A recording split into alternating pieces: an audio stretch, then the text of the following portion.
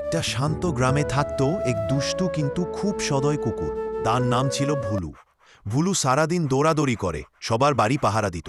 সেই একই গ্রামের বড় আম গাছের ডালে থাকত এক রঙিন তোতা, তার নাম পিকু। পিকু খুব বুদ্ধিমান আর সবাইকে মজা করে নকল করত।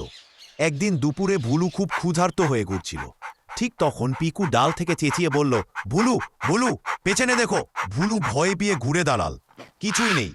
পিকু হেসে লাফিয়ে উঠল, হাহা, মজা করলাম। ভুলু রাগ করেনি, বরং বলল, তুমি খুব মজা করো, আমরা কি বন্ধু হতে পারি? সেই দিন থেকে ভুলু আর পিকু দারুণ বন্ধু হয়ে গেল। পিকু আকাশ থেকে দেখে দেখে ভুলুকে পথ দেখাত, আর ভুলু রাতে পিকুর গাছেটাকে পাহারা দিত। একদিন গ্রামে একটা বেজি চুপি চুপি পিকুর বাসার দিকে উঠছিল। পিকু ভয় পেয়ে চিৎকার করল, ভুলু সাহায্য! ভুলু দৌড়ে এসে জোরে ঘেউ ঘেউ করতে বেজি পালিয়ে গেল। পিকু উড়ে এসে ভুলুর মাথায় বসে বলল, আজ তুমি আমার প্রাণ বাঁচালে। ভুলু হাসল, বন্ধুর কাজে তো এতেই হয়। তারপর থেকে তারা গ্রামের সবার কাছে বন্ধুত্বের সেরা উদাহরণ হয়ে উঠল।